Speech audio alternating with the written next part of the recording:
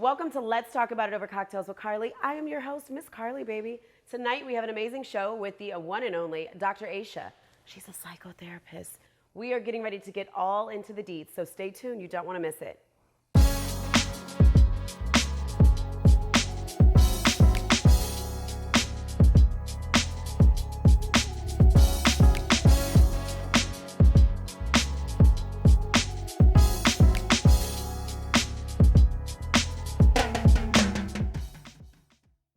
Welcome to the show, Dr. Asha. Hey. Hey, how are you today? I'm making it. You look beautiful. Thank you. I like your green. I money love green. It's my favorite color. Okay.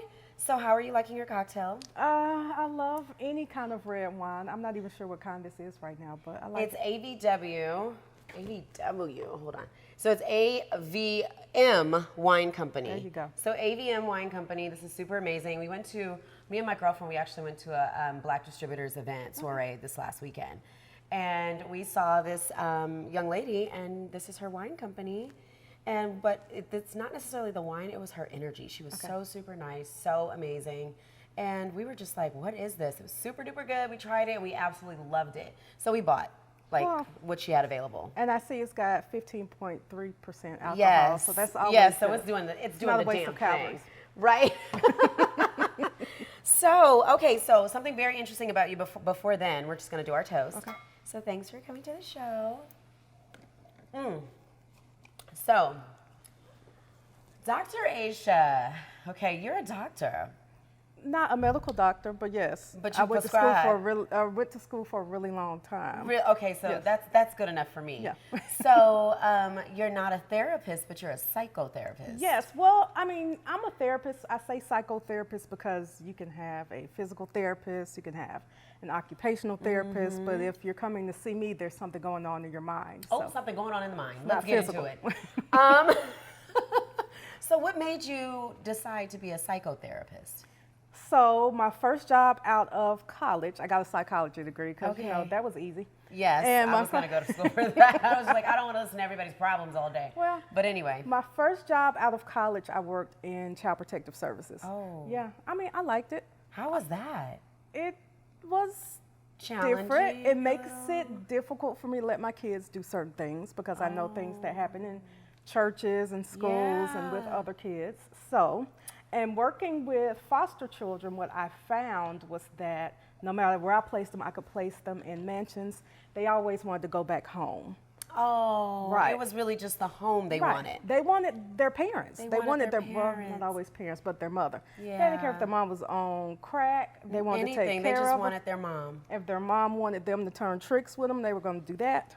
So- Mom's turning tricks with the kids. And so, I mean, they just wanted to be with their mom. So I figured the best thing for me to do would be to work with the root of the problem, which was the Yes. parents. So then I went back to school. So I love this. So how long did you have to stay in school to become a psychotherapist? So it was a little less than 3 years for me Okay. to get a master's degree. Okay. That's me. I Right. think it takes a little bit longer for other people, but it Girl, only took she's 3. smart, y'all. She's It took smart, a little smart. less than 3 for me, and then in order to get a PhD, that was another 3. You got it, girl. I mean, by then I had You kids got and some stuff, magic so- going on. Well, You got you some know, black girl magic over here, y'all. persistence. Okay, and consistency. And We talk about that all the time. Right, Consistency and persistence, you're right. Because if you know, you put your mind to something, you want it. Right. So was your goal to essentially I want to change lives, I want to help? I mean, what was the thought process? my thought process was, I do this better than what I've seen other people do. Okay, so you wanted to change the narrative. Exactly. I'm here for that. And so when I've worked with people who have certain issues, Yeah. I've seen other people do it, and I just feel like I'm better Yeah, at I it. could do this better. She's like the Kanye of like therapists, right? No, we're gonna get to him in just Okay. a momento. I mean, we can. We can, but you know, I like Kanye. I do. I like Kanye's music. I like Kanye's music. You know what? Let's just go ahead Okay. and let's talk about. We're gonna come back to Kanye. Okay. We're gonna come back to Kanye. Let me Okay, know. so stay tuned. I have some thoughts on Kanye. so I we have can some do that. thoughts because it's a question from a psychotherapist standpoint. I have some questions about that, but can you explain the difference between, and we're getting back to the therapist aspect of it, can you tell us the difference between a psychotherapist and a regular therapist? Nothing I hate to say except- regular, but well, you know. So the thing is, as I said, therapists can go on the end of anything. Okay. Physical therapists, massage therapists. Well, most sex therapists are also psychotherapists. They just did extra work to focus strictly on sex. Right. So they got the master's degree too, and then they went and took some extra classes, and they did some more supervision, which is, that means that they're going to do their work and someone else is going to be watching them work for a few years. Or they're going to be talking to them about their cases, making sure they're not ruining people's lives. Right. That's very interesting. I didn't know. So a therapist, in order for you to be a psychotherapist or go through this process, somebody has to kind of like shadow you. Right. Just like a resident. Right. Like a medical, right. So someone has to watch you for 2 to 3 years to make sure that you're actually doing what you're supposed to do. Don't get nobody shady, okay? Because you are not going to be a therapist. No. I mean, I supervise people now. So Okay. I have had some where I say, you know, it's great that you got your master's degree. But you're just not a good candidate for this role. Right. You should not be God, individual. could you imagine? You shouldn't be independently licensed at all. You made it through school because you're smart. You can write papers, you can pass quizzes. So what was the reason why? What was the reason that you thought like, okay, wait, you're not a good fit? Well, number one, people who give advice. And not sticking to the diagnosis. Right. They're making it personal, not professional. Exactly. Letting their own bias come in to what they're doing for with the client. example. Example, there's a guy. Yes. And he's talking to a young woman who's having issues within her marriage. And she's saying, you know, he wants me to do this, he wants me to do that, I want a life. And he says, well, I remember you saying you went to church a lot. What does the Bible say about being a good wife? No, we don't bring in. You're like, if the client doesn't bring in the Bible, you don't bring in the Bible. You don't tell anyone how to have a great marriage so much as you're moving them towards changing themselves. Oh, that is so interesting. Okay, so there's not much of a difference. It just depends on your actual your actual subject that you're working towards. So if it's sex therapist, if it's psychotherapist. So you said, I want to be a psychotherapist because I like working with people who are psychotic. Say that to the camera. I like working with people who are psychotic. Oh, yes. Come through. It's a gift. Yes. Because to me, there are people who are sick. Yes. And then there are people who are evil. Okay, give me a percentage. How many do you think, based off of your experiences, do you see that are evil versus really sick? That's a good question. I'm going to really just kind of say half and half. And Really? sometimes both. Sometimes So they it can be sounds like both. it's probably a little more sicko crazy than I think medical. that mental illness is blamed too much for the bad things that happen in the world. Yes. School shootings, they're all like, did he mental go illness. Right, did he go see a therapist? You know, you beat your wife up. Oh, you know, he's got anger management issues. No, he's just mean and bad. He's and just evil. mean and bad. Right. And so how do you deal with those type of clients that are just mean and bad? We send those to jail. Oh, honey, So- jail. Jail. Jail and Hashtag prison. jail and prison. Jail and prison. So it's just a lot of assessment. I can't talk to you one time and decide whether or not you need to go to jail or you need to be hospitalized. Right. It's looking at your history, looking at things you've done with other people. Right.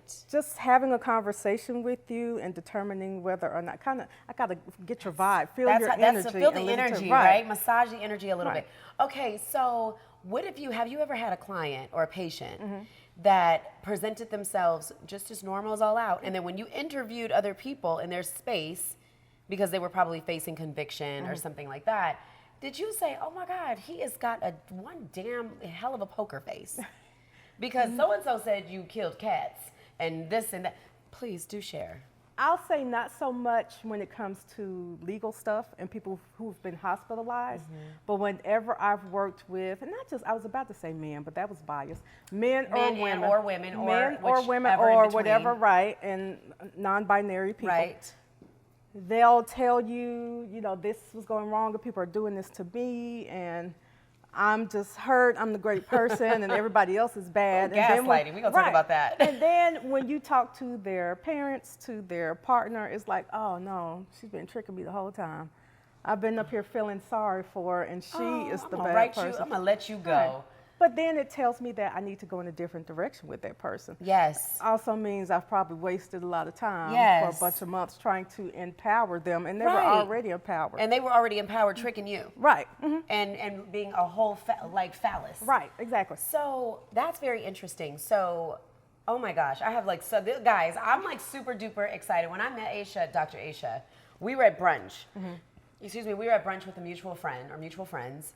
And she got into letting us know her profession, which was a psychotherapist. And I was like, what? You're a So she's sharing some of her experiences, not all. And I said, don't tell me anymore. You have to come on the show and tell us all. So this is a gift to be able to let us know, because as women, are you single? I date. You date. Okay, so she dates. So we want to obviously get into understanding the whole aspect of the gaslighting and understanding like Kanye's behavior, because a lot of people talk about mental illness, and psychotherapists, you are able to see all this. Where, I want to talk about, people that are in relationships that play the trickery and deceit and make you feel like you're crazy. I guess it's also gaslighting. PTSD. Like, I want to talk about all that. Okay. So, how do clients seek your assistance? Oh, well. I'm not accepting any new clients. I'm not, but also people rarely seek my assistance. If they're seeing me, by the time they're getting to me, things have gotten I have some clients. really bad. I got some clients that I may need to send you. By the time they get to me, things have gotten really bad, and they've been referred by someone else who determined that they didn't have the expertise and the experience to work with them. That's tough. That's tough. And so I would hope that, their insurance will carry it over, or if insurance is even one of those things that you would even, because I know insurance, my company, they'll take care of like 5 sessions, 6 sessions. Usually 5 to 7, sometimes 8, a good insurance company. And then after that, you're on your own. Right. So stay within network, okay? Because you will be if at all possible, but a lot of us don't take insurance anymore. Right. Oh. Right. Why? So, because it takes the insurance company so long to pay therapists. They'll pay medical doctors quickly, but when it comes to therapy, they want to see a treatment plan. They want to know what kind of progress you're making. They want a diagnosis.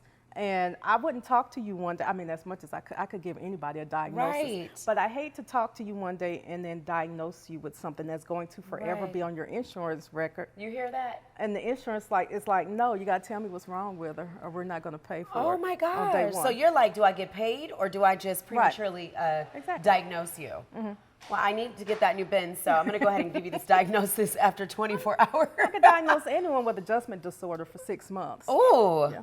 I think there's a lot of people with some adjustment disorders. Right. Do you think that there are a lot of people that you're social? I think so. You are. We was at brunch on Sunday, and that's a struggle for me. So I found, but yes, right. And so we talked about this. Just a little side innuendo, but I don't like day drinking. Okay. I just don't. So we went to brunch, and I'm like, I don't want to day drink. Like, I don't want to be, like, going to brunch at 11 o'clock and be, like, seeing doubles by 1, okay? But then don't drink too much. Just drink but then the mimosas, those mimosas that you ordered, they were so good. Right. And I was like, oh, it had pulp in it. Like, I love pulp. And do you want to day drink a little bit more now? It made me want to day drink a little more, but, that's okay. Don't tell my friends, because they always invite me for brunch. And I'll let you know when it gets problematic. You'll be okay. I'll come and sit on your couch. I promise I'll tell you. I'm like, Carly, that's enough. This is becoming a regular thing. You need to pull back a little bit. Okay, so before we get into the relationship aspect, because I think that's going to be really fun, let's talk about some stories. Okay. So what is your most outrageous encounter with a client? I had a young woman who, well, let me first say that, let's talk about disassociating. Disassociating. So recently there was a debate. I don't want to get all into politics. That's fair. But there is a candidate who had dissociative identity disorder. DID. And what that means is that every now and then you might black out, you might have a different personality that comes out. Right. And so it makes some things make more sense, because you're like, oh, maybe he didn't know that was fake. Maybe that's actually one of his personalities that thinks. I think I may know who this is, you guys. I'll keep it to myself. So I've had a client who had DID, and one of her personalities was a child. And so oh my God, tell. She would, when she was triggered, she would turn into the child. And when she turned to the child, she wanted to sit in my lap. She wanted to hug and rub and breastfeed and all of that. Oh. Oh my gosh. And the first time I met her, I mean, I wasn't aware of what was going on. And she tried to sit in my lap, and I immediately stood up. She fell on the floor. I was like, whoa, buddy, what you doing? It ain't that kind of party. Boundaries, no. Boundaries. Away from my lap. Right. But, but Okay. as we got to know each other more, and I'm talking to the little girl, it's like, you know, you can't sit in Miss Asha's lap, but you can sit next to me. Is she a professional? No, she was, so let me give you a little background information. Background. When people disassociate, usually there's some trauma that happened to them as children. Oh. And I've actually used her as a case study in my classes. She's signed paperwork, giving me permission to tell her story. So here Okay, it goes. Maryland, we're going to talk about your girl. Okay. So she lived with her mother after her parents got divorced. Okay. And her stepfather sexually molested her when she was about ages, I'll say 10 to 12. And when she told her father that her stepfather was molesting her, her father came to confront him, and the stepfather, Period, Daddy. The stepfather shot her father in the face in front of her. I mean, when you hear stories like that, I think if that had been me, I might do some drugs too. That sounds like, yes, and You know. definitely something to get your mind off of it. A lot of people would be in straitjackets, so the fact that her mind flips to a different person because it's a protective factor. Right. It's okay. It's okay. And we can work with it. So how does a person with DID actually live? Are they on disability? No, they learn to manage their personalities. They take medication. How does a medication balance the personalities? So the medication. And how does it choose which personality? It doesn't. Tell me. I need It to know because doesn't. I don't want to be stuck in a child. So there are a lot of chemicals going through our brains that they help us with our emotions. We have serotonin. We have, you have adrenaline. You have a Yes. bunch of other hormones. And what the medication does is keep the brain from sometimes emitting too many hormones or keeps it from, so an SSRI, you've probably heard that in commercials and never paid Okay. attention to it. SSRI stands for selective serotonin reuptake inhibitor. Now, Y'all got that? This is knowledge. SSRI. So Like your, and subscribe.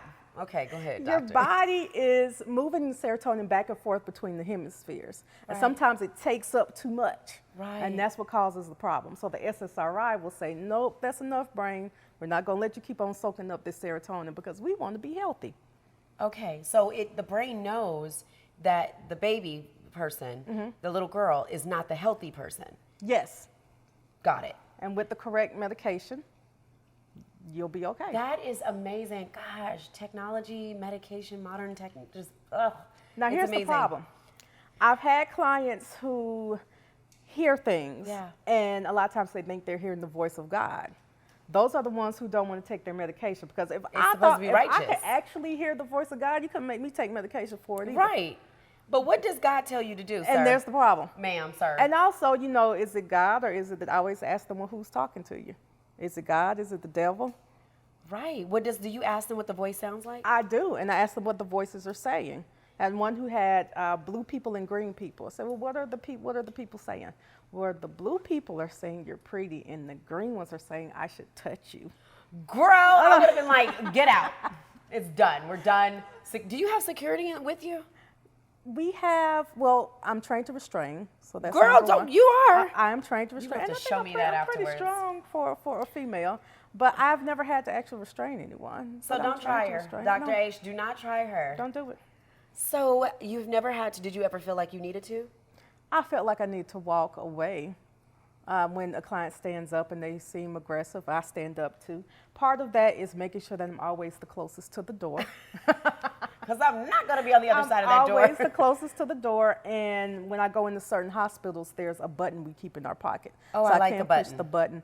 There's not security that comes with the button, but there is a nurse who comes with a shot that knocks them right on out.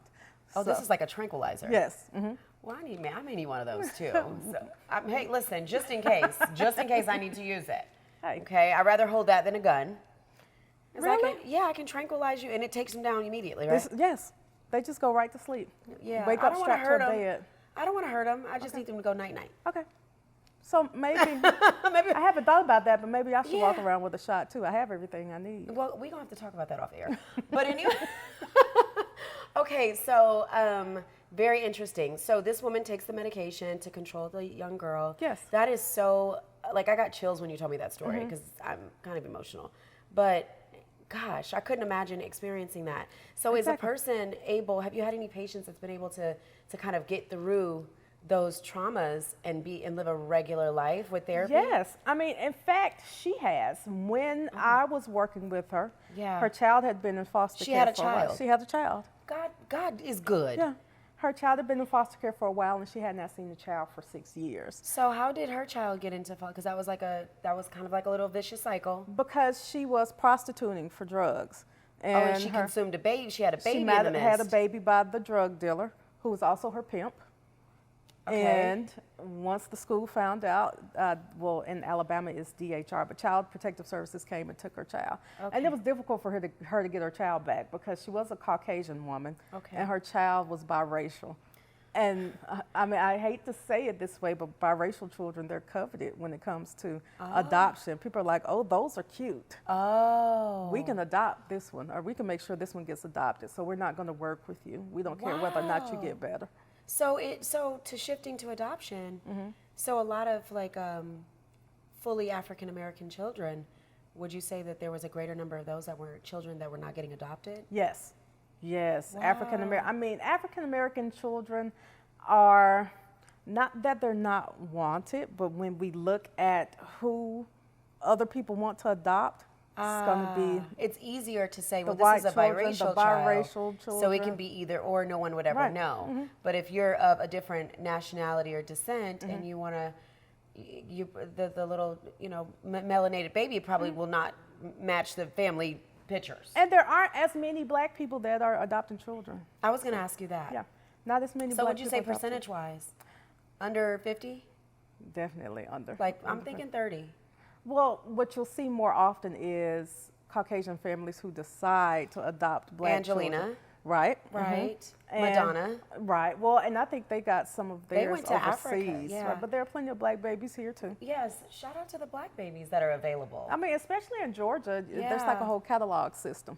I know Are it you sounds horrible, right? But serious? yeah, you can go You online. go on and you choose your baby. You put in the age, you put in other things that you might want a girl, you might want a boy.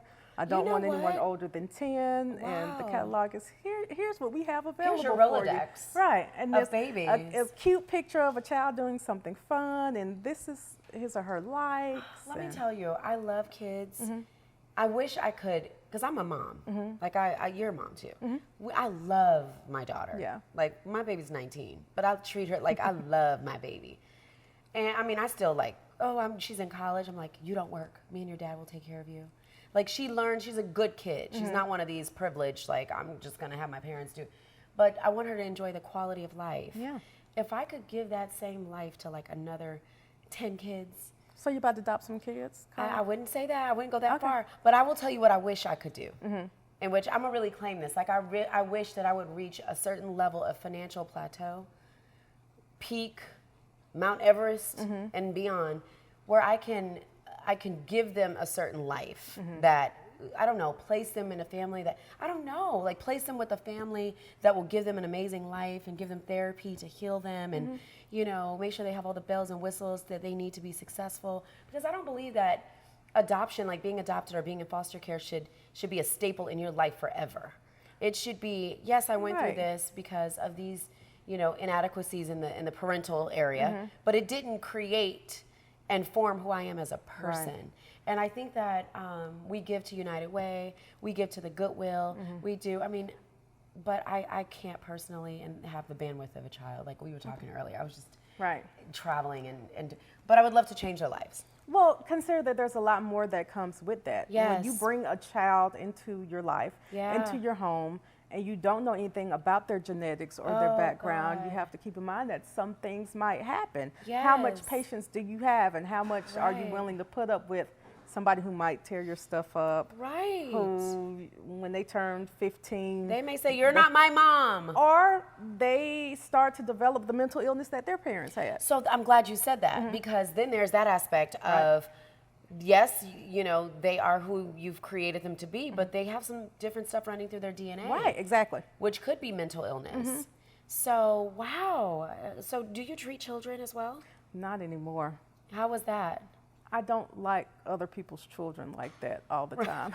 We talked about that. I think that is what triggered the you need to come on the show. I like children, just, not too children many are different times. because you have to Right. really, they're delicate.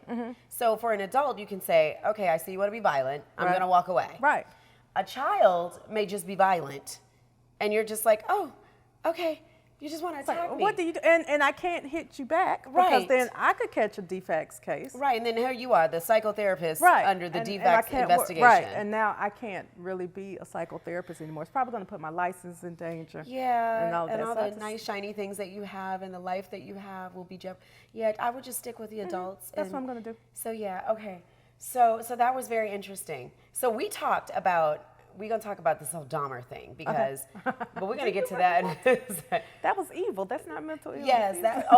okay. So we're going to talk about, because this was something that came up, there's a lot of conversations in the community about plastic surgery. Okay.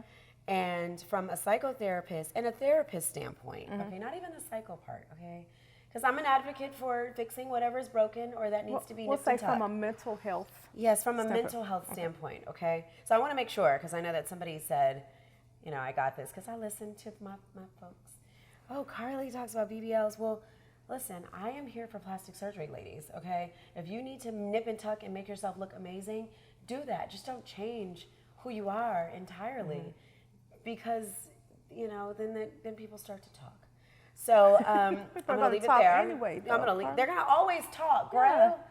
So, all right. So there was actually, based off of plasticsurgery.org, so roughly about 15.6 million cosmetic surgery procedures have been performed in 2020. Okay. How would you relate their psychological well-being with the surgeries that they get? And then those that continue to get re-ups on plastic surgery. Do you classify that as maybe like some sort of self-hate, maybe some sort of psychological issue, maybe Asperger's? Like, I don't know. What? Definitely not Asperger's. Not Asperger's. But I think that everybody has something about themselves that they want to change. Yes, definitely I. And there are some people who put in a ton of work and nothing changes. Oh. Their DNA doesn't allow for that change. Right. They're never going to have bigger hips, or Right. Oh, well, they're they'll never buy going to them. have, and that's the thing. Okay. Now, okay. I'm going to table that and come to self-care. Because Yes. people are always talking about self-care. Yes. Do what you need to do to make yourself feel better. Dress happy. up, be pretty, go on Yes. vacations. The problem is when you can't afford that. How Oh. much self-care is it when you are now in debt and you don't want to answer the creditor's calls? So when I think about plastic surgery, I think if it's something that you feel that deeply about and you can afford it, go for it. That's healthy. Right. I agree. Now, I approve that message. go for it, that's healthy. Now, people who continue to have plastic surgeries, that's where it might get a little pathological because now you're just never satisfied. Okay. Does that fall into some sort of illness? Yes, it does. So excessive plastic surgery falls into an illness. Well, not a specific illness, but it's usually tied to a lot of different things. When you're thinking about self-worth and what you don't like about Yes. yourself and wanting to get plastic surgery after plastic surgery yeah, after and plastic fillers surgery, and that is possibly linked a little bit more to some sort of depression that you might be masking. And everybody sees that you're happy. You won't even get up and work out. And working out, like you're just gonna working get it sucked out. Right, working out is the #1 antidepressant that people don't use. Really? Yeah. A lot of times you'll find out if you will just get up for at least, people say 20 minutes, I say 40 minutes, and not just, yoga is great and you can lift weights, but if you really get your heart I love the pumping, elliptical. That's I my like friend. that too. I mean, I like to run, but my knees aren't as good as they used to be. Right. So the elliptical that I go to this gym and they have an elliptical that blows air on you. Oh, I like that. So I'm That like sounds good. sitting there and I'm on the phone and I'm on my Right. elliptical. You can multitask. Girl, I'm That's like, it probably feels why like you're it's so nothing. happy. Right? Is that why I'm so happy? Yeah, because you're working It's out not all this the time. amazing wine Well, tonight. It could be that too. It's Wine that. makes me happy. It's It's that. not. Wine Okay. makes me happy. Both of these things. Right. Find the multiple things that make you happy. And if you're doing everything that you're supposed to do, Yes. and there's still something you can't fix, go for it. That's how I feel. Like, I think, so I'll be, I've gotten a tummy tuck. Okay. Because guess what? I had a little mommy situation going on.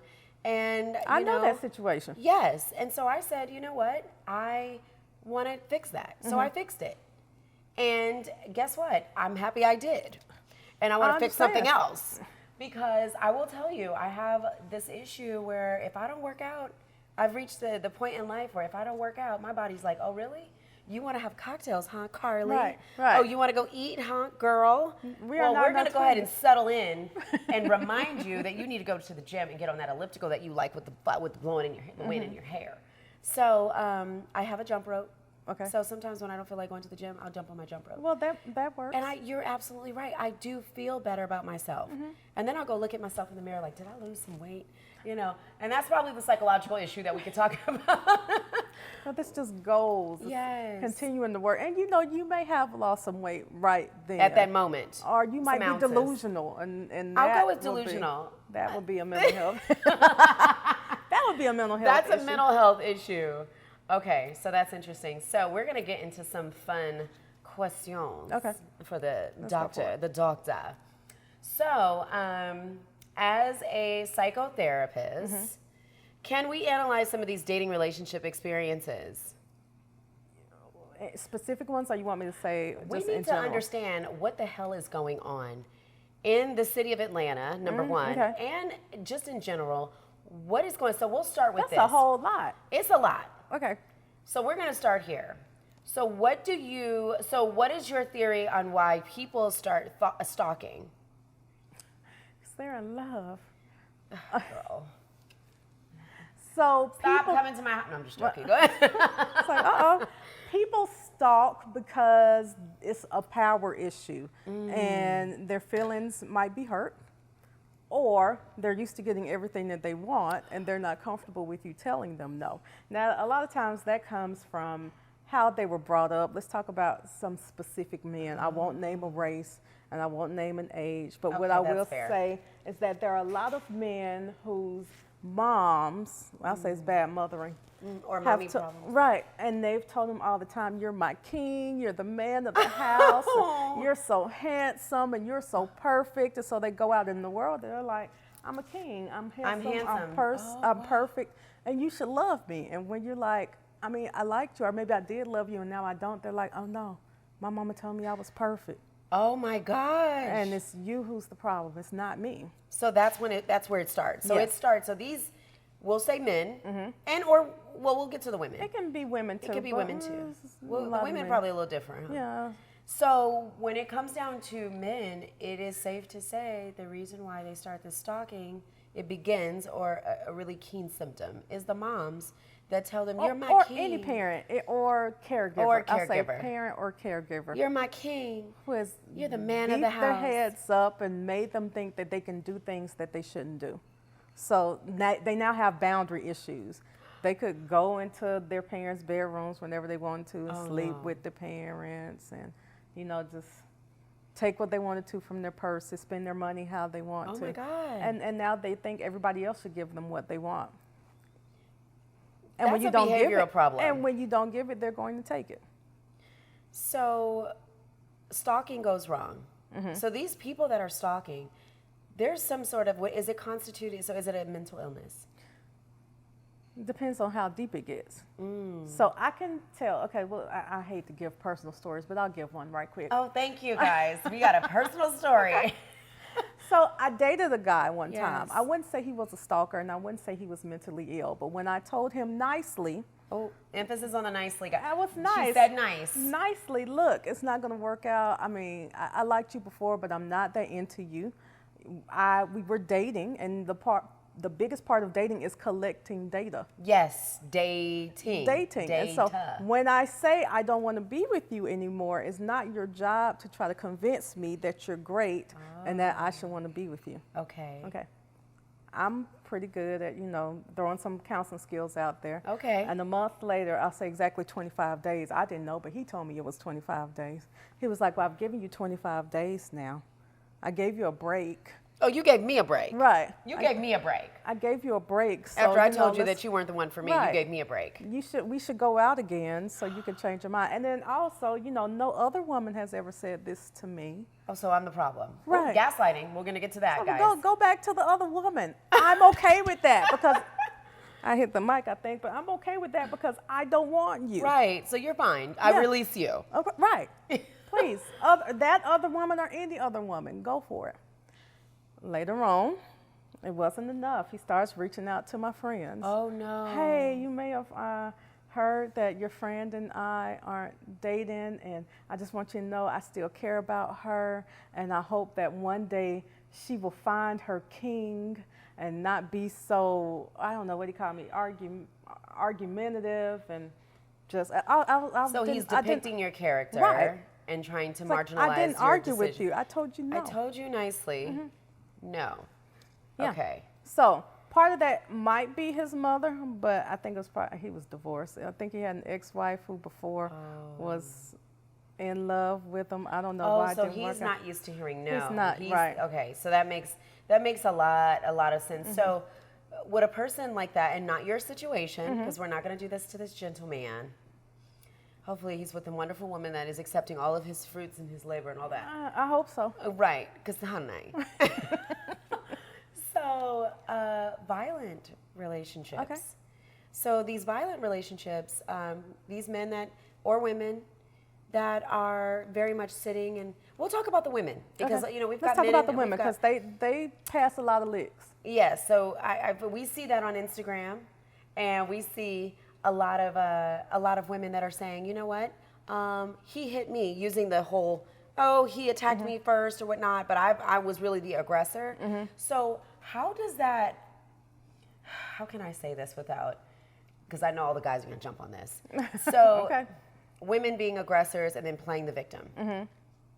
What are your views on that from a mental health issue situation? I And then this is think that- continuous, not just once. All her relationships, she gaslights. It's you, it's not me. I did this for you. Yeah. So what are your thoughts with that? I think that both men and women have situations where they do that and it's not violent. But let's stick with the partner violence. Yes. Okay. So, as a man, because if you hit her back, hopefully you'll both go to jail. But you're going to be the Yes. one who looks really bad. Yes. Learn to walk away. Yes. You call the police and have her arrested. Right. Pull your phone out. Right. Video. Do whatever you need to do to keep yourself from looking bad. Yes. I am a firm believer of you don't put your hands on men. Oh. I don't like to Don't put your hands on each anyone, other. yeah. Like, I don't put my hands on you unless we're loving on each other. Or if it's like, oh, we don't fight. Don't ever put your hands on anybody, man or woman. It's just not appropriate. If you trigger me to the point where I feel like I want to put my hands on you, That part. we should not be together. We're toxic together. Right. There's some toxicity, and we need to talk about a little toxicity. So people need to understand when there's toxicity in their relationships. If somebody feels like they need to get in your face, spitting is an assault. Yes, it is. Just Ooh, as you much might as- as well just slap me if you Right, don't spit on me. just because I'm not with the, don't put your DNA That's on me. disgusting. Not unless you ask for it. Right. And it's rare I'm going to ask for somebody else's DNA. But we need to, I will say, and this is a public service announcement, everybody needs to keep their fucking hands to themselves, okay? We don't need to be fighting each other. We need to find ways to love each other. We need to find ways to be able to communicate with each other. Because I truly believe, and this is a segue, that a lot of people are running around here with mental illness and that's untreated. Yeah. Okay? I need our community to understand, people in general, but our community, because we're speaking from a communal standpoint, it's okay to go through therapy. Yeah. Like, therapy is okay. Well, and there doesn't have to be anything wrong for you to go to therapy. Just go because you want to. Yes. Just go because you don't want other people in your business, or Right. because you don't want advice. You just want to vent. Right. I have a sometimes. therapist. Good. I've been in therapy for about 3 years, and I Therapists love are it. great. My therapist is like my best friend. Like, can I get in? I want to talk, and she's helped me understand relationships, friendships, and help you understand patterns as well. and patterns. She's not going to be your yes woman. She's not my yes woman. She's not. And She'll still hype you up, though. She does. Okay. She lets me know, you stand in your power, growl. And I'm like, I will. I like it. Yes, and you have to. So let's talk gaslighting. Okay. So do you think extreme gaslighting is a form of psychological manipulation? Absolutely. Oh, honey, that runs rampant in our community. Absolutely. Tell us about it. The word gaslighting or gaslight in general is a popular term now, but it's been going on forever. Yes. And the term narcissistic Yes. is popular. But the truth is there are a lot of people who have been narcissistic or they have borderline personality disorder. Right. And they're successful in the world, so people think there's nothing wrong with them. Part of their success is that they've used their narcissistic traits to get where they want to be. There are a lot of politicians, athletes. We've known of some. We're not going to talk politics, but we've known of some what gaslighting is and manipulation and using manipulation and power and collectively together and what that looks like. So they know how to say what they need to say to get ahead. And if you call them out, then they want to drag you to hell. Then they become the victim, and then they're going to, first they're going to drag you. Yeah. And then they're going to be the victim. I hate a gaslighter. I'm going to be honest. I don't like to use that word, but I cannot stand someone to try to manipulate my emotions and make me feel like what I am telling you, because I'm a great communicator. Okay, that's my major. That's what I do. I communicate. So if I'm telling you this made me feel this way, I'm expecting you to communicate the same way and tell me, okay, this made me feel this way, or say, wow, I didn't know that made you feel this way. I thought this, that, and the other. That is a form of effective communication. And I feel like gaslighting slides itself, a little ugly little slither itself in there, and then it just creates victimizations. Right.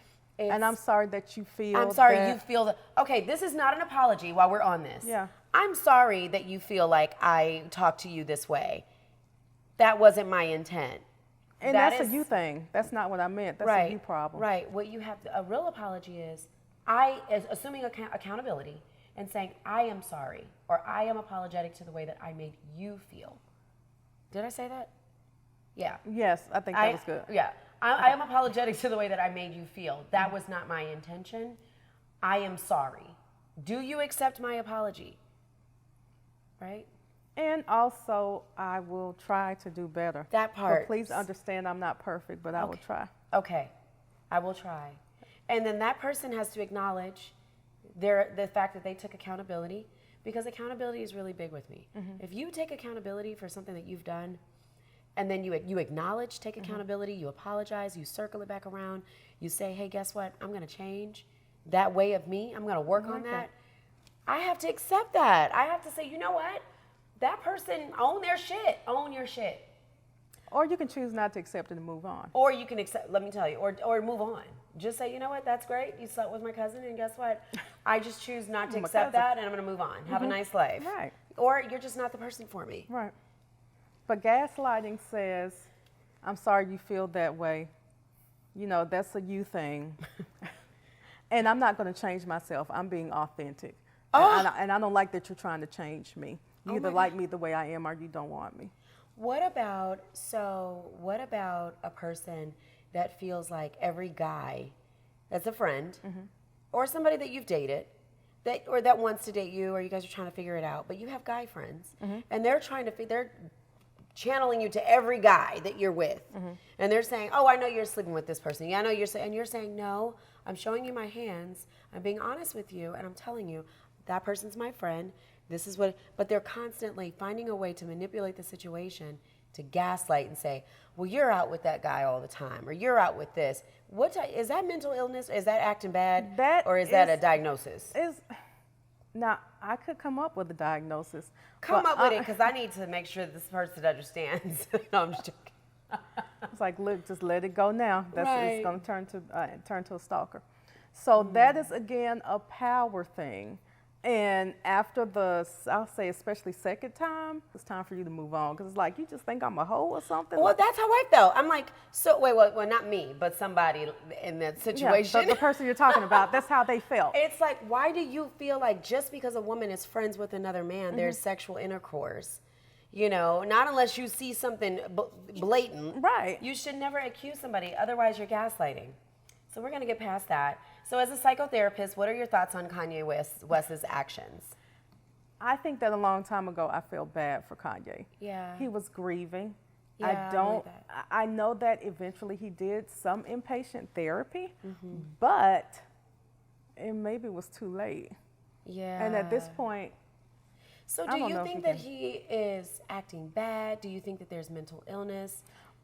so he has said that he has bipolar disorder. Oh, he said Yes. that. I did not know He has that. bipolar disorder. He has gone to do inpatient treatment for that. Okay. I'm not sure he does takes any medication now, or if he sees a therapist regularly.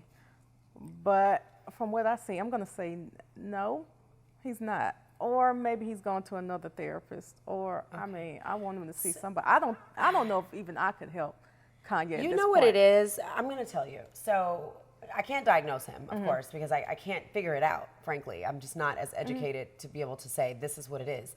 And I'll tell you why, because I feel like Kanye is definitely, he has some really good points. Like, I feel like he is, in a way, being silenced. Don't silence my situation, okay? Because we're going to be politically correct, but we're going to definitely speak the facts. I do believe that Kanye is speaking facts. I do believe he has viable, information to share. Sometimes. Right. I do feel like I wish that it did not come off socially as erratic, because I feel like when it comes off that type of way, people forget the true message. So they're saying, it's just like, for example, I'm a black woman, I go into establishment, a restaurant, I sit down and I eat. There's already a pre-notion of, oh, here we go. Let's see what you got going on. How many times you're going to send your food back, right? Yeah. And then it's like, if I'm presenting myself a certain type of way and then my food comes out wrong and then I'm like, ah, it's already expected. Right. So what's happened is I've removed the real fact of the fact of the matter is my food came out cold, and guess what? I just want you guys to fix it. But instead, it's changed and it's flipped to, oh, wow, she's got a bad attitude. She's acting up in our restaurant. What's really the problem? The problem is not the food. It's now the way that your behavior is being projected. So I feel like if it wasn't projected in such a way, we would be able to really receive it. But I feel like the decision makers, the people that know that can look beyond, know what it is, and they're like, oh no, we got to get this situation under control. So here's what I think about Kanye. Okay. With a lot of stuff, he's just stupid and ignorant. And in addition to having bipolar disorder, I would probably diagnose him with narcissistic personality disorder as well. Now, Kanye has done some great things in his life that contribute to that. I can't say he's not a great actor, not a great rapper. It's like, what does he do at this point? Designer, he's an artist. And he's rich.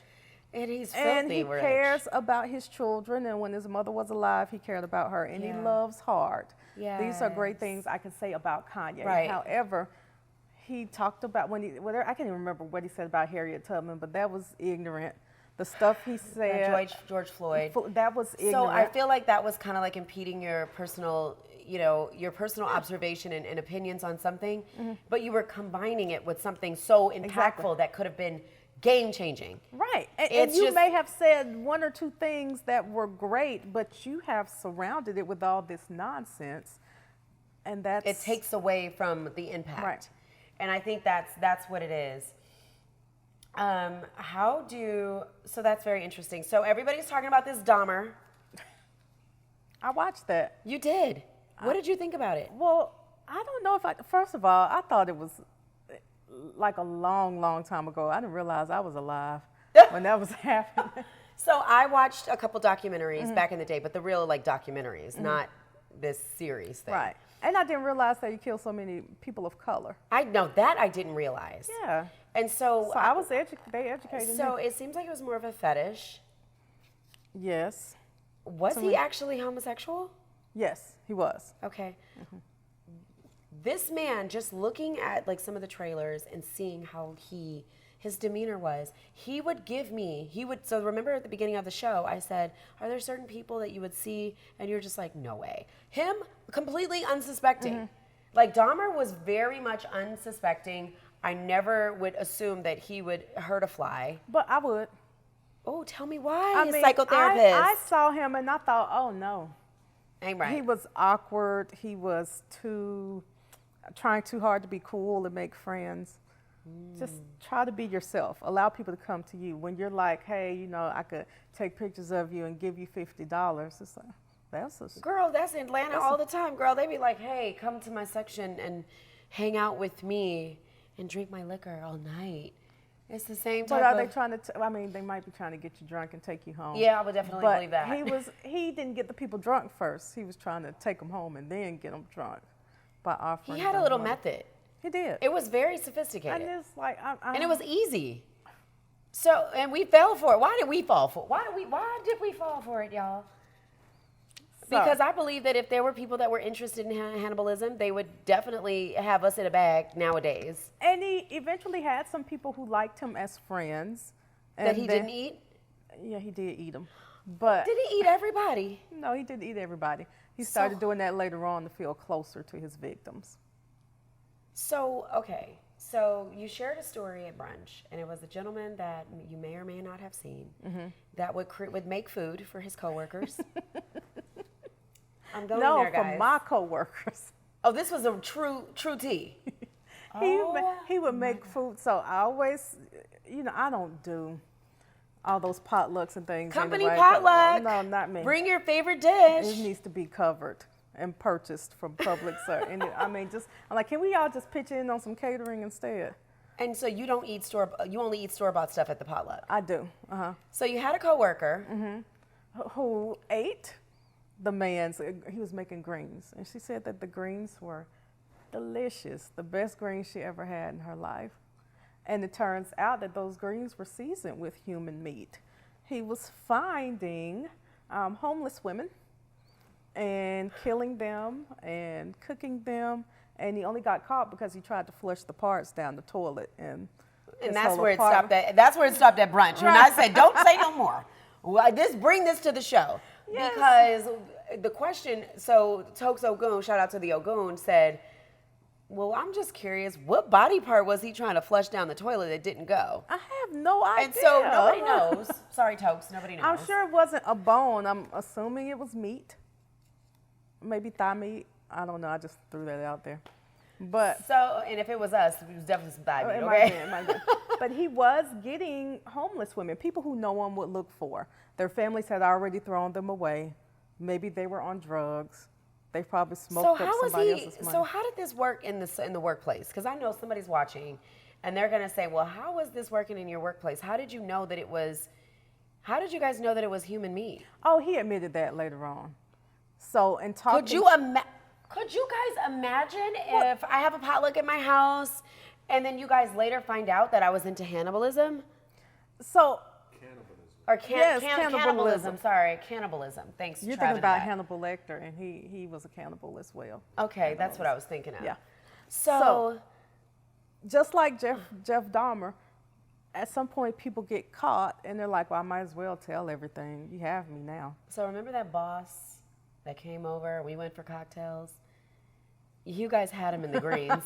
And you said they were delicious. You liked the gaslight. You liked it, right? Right. Maybe you should try cannibalism. I think because it's actually exciting. Once they get caught, that's actually a very interesting story. Well, because you're like, you caught me doing this, and you're going to kill me anyway. I might as well tell you about all the other great murders I committed. Yeah. I'm proud. Yeah, I just don't even know what to say. Because I'm a person that's like, oh, Dr. Asha is so sweet. She's so nice. I'm just going to have some of her collard greens. Like, I invite my friends over for collard greens all the time. But guess what, y'all? I don't put meat in mine. So I put meat in mine. Oh. Not human meat. Okay. I mean, look, I couldn't cut up people. I mean, what's the thought? What's going through? So as a psychotherapist, I'm sure you've had clients that have told you, what is going through their mind when they're cutting up meat? Like, what is it? Tell us. Well, sometimes it is, I don't want to get caught, and the only way to get rid of this meat is for me to eat it and to feed it to other people, because I don't want people to see me walking out with a trash bag. Did they ever say it tastes like regular people? I mean, meat is meat. Meat is meat. When you season it up, a little bit of that Mrs. Dash, and it tastes just like deer meat. Some parts are going to be a little more tender. Other parts are going to be a little more tough. Oh, I can't even drink anymore. I mean, but I've never eaten the human meat, so I would. Yeah, well, me neither, to my knowledge. Okay. That's a good point. To my knowledge. So so I definitely believe that. So what would you categorize Jeffrey Dahmer in terms of is it mental illness? Is it being bad? Some of that is, I would say, nature, nurture, and evil when it comes to him. His father talked about having certain urges when he was younger as well. Oh, so this is a DNA situation. Right. So it could be that part of it is that mental illness, or it was running in his family. Excuse me. Mm-hmm. Another part of that is that his dad used to do all that taxidermy stuff with him. So what do you mean? So they would pick up dead animals on the side of the road, cut them open, look at their insides. This is when he was little. And so even when his grandmother said that there was a smell in his house, in her house, actually in the basement, he would say, well, I'm into taxidermy. My dad taught me how to do that. It's my hobby. It's the thing we did together. So that's another reason his dad kind of blamed him for the stuff. And then his mother abandoned him. So you have these ACEs. We call these adverse childhood experiences, ACEs. Right. When they happen to you at a young age, your brain is developing differently than children who had love and affection. So that's so interesting. Okay, so his brain was different.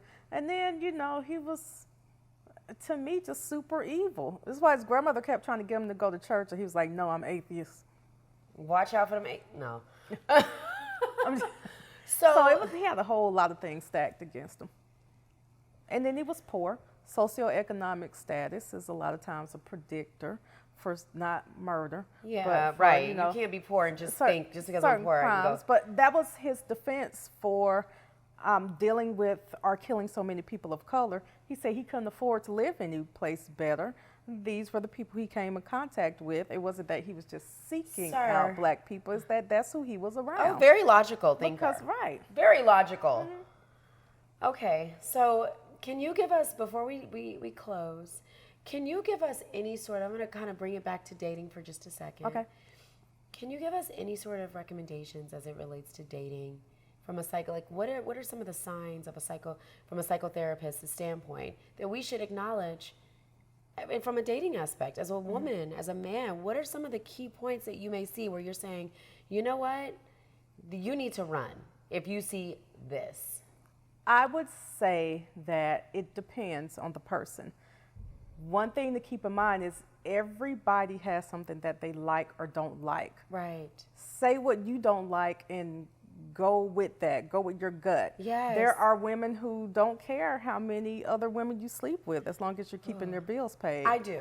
I care. Yeah, I'm not that person. I'm a one-woman man but there and are one women man's who woman. don't mind sharing. Yeah, I think I said that right. And then there are women who, they don't mind paying all the bills as long as they know that you're always going to be there. Yep, they that's don't not care. me either. You're and just that's playing definitely video not games, but they know you're going to be there. They not can the video rely on games. you. Yeah, they can rely on you to be at the house and not talking to anybody else. There are women who want you to stalk them, and men who want you to be obsessed with them. That's not me either. That's not me. But if it's not you, make that known and give yourself time. Now, that's not to say now that you need to be dating somebody for 5 years to determine whether or not you want to be married to them.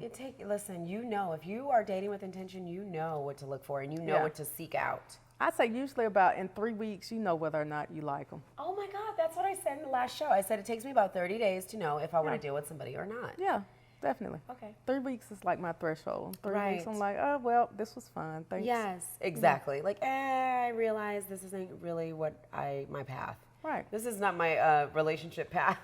What's your sex threshold? Your sex threshold? Like when you giving a nigga some pussy? 2 weeks, 3 weeks, 90 days? I will say that also depends. There's no right or wrong answer to that. I don't like a certain number of days that puts limits on your relationship. Me neither. I feel like it's a connection. Right. Sometimes you can connect with someone and it's really a mutual connection. Know when there's a mutual connection and when there's a one-sided connection. Okay? Well, because let me tell you what's bad. Being with somebody for a year or 6 months and then having sex with them and being like, oh, this was trash and I don't know what to do. I don't know if we can still stay together. I feel like you should be able to say, okay, I need to see everything right now. Yeah. I feel like I need to see everything right now. I need to know what are your traumas? Well, Like, they're not always going to tell you all their traumas up front, but pay attention. Dating is to collect data. So what do you, every time you come close to them, do they flinch? Oh, that's a problem. Somebody been beating you? Right. What about guys that are like severely homophobic? That is, I don't know, because it's just weird to me. Because for me, if someone is going to be homosexual, I want them to be out and proud. That's how Right, we out and proud. I don't want to do that down low stuff. As long as people feel comfortable being Oh out, my gosh, then do they you know won't what? mess up. Speaking of somebody down low else. crowd, do you know that there's a market of women that are okay with dating men that go both ways? Yes. That is not, look into the camera. Let them know that's not you. That's not me us. either. So what do you think about that? Like from a therapeutic standpoint? I think that if you're okay with that, again, there is someone for everyone. And that's what people have to realize. You don't have to lie to be with me or be with Carly, because Don't lie to me. Maybe there's somebody else that you like just as much as us, and they will accept that from you, even I though believe we in truth. Like, Yeah. I like to be honest with people and tell them what it is. Some people, you know what my biggest annoyance is when you're honest with people and they don't want to believe your honesty. Mm-hmm. Why? Why don't you guys want to believe the honesty? When someone's honest with you, why do you want to create stuff in your own mind to say, yeah, no, you got to be having a bunch of guys and having sex and all this? Well, and then that scares them off too. Like if you're so blunt. Is that something you always do? Tell the truth? Yes, that is something I always do. Yes. Because what's the point in wasting I would time? agree. What's the point of wasting time? And, but yeah, the people that create stories in their mind about a person and, oh, I bet you're doing this and I bet you're doing, it's like, no, I'm not. I'm just home relaxing. No, you're out. You're done. No, I'm fucking home. I don't want to be out tonight. Well, I'll say that it's okay to ask in the beginning. Yeah. So you really just sit at home that much? Yeah, that's what I'm doing right Yes. now. Okay, and maybe they might ask again because they're still trying to get to know you. But around the third time, it's like, boy, now you're just ugly getting on my ass nerves. boy. Right? I learned how to say that You the don't other trust day. me, and you never will. Let's go ahead and move on. Yeah, and that's what it is. And you can tell when it's joking or when they're. But you know what's annoying is when somebody really knows, like they don't know, but they're still putting like, oh no, you're definitely with women. Come on, you're definitely, and you're just like, no, I'm not. So that's interesting, but I'm going to deem it. I'm going to go ahead and diagnose it with your pad. Okay. That's mental illness. When you illness, when you start telling It's people just how they are. It's low self-esteem, and Oh. it can eventually slide down that slippery slope into being mental illness. But also, you can go ahead and go to therapy now before you slide down that slope. That's what I recommend, therapy. Okay, so you definitely have get to that be anything therapy. Thank you so much for watching. Can you please tell these people where they can find you? I guess so. So you can find me on Instagram at dr_ASHASD. This one? Okay. Instagram at dr_ASHASD. Or I have a website. Ooh. It's my whole name, AshaDickerson.com. Yeah, and you know what? A fun fact about you is that you have a... Identical twins? Yes! That's right, because if you Google Asha Dickerson, you're going to probably get Aisha Dickerson as well. She's Your sister? I say she's the high achieving Dr. Dickerson. She's an epidemiologist. She does Look at you guys are both all that doctors? science stuff. Yeah. Look at that! Well, Man! So is our mom, though. So it's And your mom is a doctor? So we just it's a thing. So your mom and, oh my God, look at them jeans. Well, What do your kids want to do? My youngest wants to be my oldest wants to be a sports psychologist. And Them jeans is strong. my youngest just wants to do something where she can tell other people what to do. Okay, All we'll just day put a fun. DR in front of it. So, doctor, how do you date? Do you try to shoot above your pay grade? Oh, that's a good question. I don't shoot above my pay grade. I shoot for someone who has a career and not just a job. Yes. But also it has to be someone who's comfortable with the fact that you might or might not ever make as much money as I do. Oh, How period. comfortable are you with that? I'm telling you, I'm okay one way or the other. Right. Anything that's contributed to my household is extra because my bills stay paid. But if you're uncomfortable with on. that, that's on you. That's not on me. There's a lot of men that are uncomfortable with Oh, that. I know from Do experience. you have that issue when you date? Absolutely. I've had guys say, well, you have all of this. What do you need from me? Sir, love and emotional support and companionship and a strong masculine man. And are they really asking this question? Yeah. There's nothing I can give you. That's So- what so if you don't many think ti- you can give me anything, then you definitely can't. So men need to understand that they're more than just finances. Yeah. So men, you're more than just finances. We need masculinity. We need you to stand in your power. We need somebody to take the trash Change out. a light bulb. We need somebody to kill the spider. Yeah. Okay. We need somebody to change. Yeah, change the light bulb If in there's that a chandelier. snake, I can't kill it. You Yeah, can I kill gotta it. call another man. Okay, somebody else's husband on hey, reliable air and heat. Yeah, this is Right. the emergency line. Can you leave your family and come to my house to fix this pipe? I got up on the ladder to change the light bulb, and I still couldn't reach it. And I was like, oh, if I had to have There's one a light person bulb do this. outside of my house right now that has been out for the last month. So it's like, you're useful. Don't count yourself out. Yeah, don't count yourself out, but you definitely need to bring something more than just changing light bulbs This is to the true. table. This is true. Okay. Financial stability is very important. Okay, that's very important. Mm-hmm. And definitely the way that you treat a woman. That's the most important. That is the most important, because being able to have the finances is great. That is a necessity. Being able to treat me like a queen and be able to understand my better say it, delicacy and let me live in my feminine energy, and me allow you to live in yours, and for us to bounce. Not his feminine energy. You No, want to no, live his in masculine energy, energy. honey. No, not this one. And so I definitely can appreciate a masculine man that says, I got it. A man that says, I'm going to make reservations for us to eat tonight. What are you thinking about eating? Oh my God. Can Don't can have to you go on order open my food? table and do this myself. I like a manly man. Like, Yes. can you hunt? Can you fish? Can you fish? Can you hunt? If Can something happened, can you hunt and gather? Will we still live? Okay, happy Thanksgiving. Can you Okay, start a fire? Can you start a fire?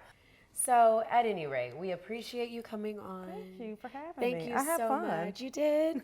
Yes, You I look so did. pretty. Thank you. You do too. Thank you. And you gave me wine, so you know. We'll I be did. Do you friends like my forever cocktail now. glasses? I do. Aren't they cute? Where'd you get these from? So I've had them for a couple years. I got them at this little boutique store when I was in Asheville. Okay. And so I was like, these are so cute, and I'm going to have them with red wine. And so I decided to pair them with this AVM freaking wine company. Super delicious. This is a Black-owned business. They are not a sponsor. This is literally just us supporting Black-owned businesses. And this wine is absolutely amazing, you guys. Get into it. I liked it. Yes. I'm gonna get some more. Get some more, Grow. Tell them the Cocktails with Carly sent you. But I am Cocktails with Carly. This is Let's Talk About It Over Cocktails with Carly. You can find us on Instagram at Let's Talk About It Over Cocktails. On YouTube, like and subscribe. Tell everybody. Tell all your doctor friends. I will. Brad. I'll tell them. We are on YouTube at Let's Talk About It Over Cocktails with Carly. Like and subscribe. You can find me on Instagram at Let's Talk About It Over Cocktails with Carly _ I got a lot of little aliases, y'all. And then, of course, if you like our visuals and all of our funness, you can reach out to Trav in the back at The Cool One on Instagram. And he's amazing. He takes care of all this fun stuff. Though there's lighting, it's a whole production, y'all. So get into it. But anyway, thank you so much for watching. We'll see you next week. Bye.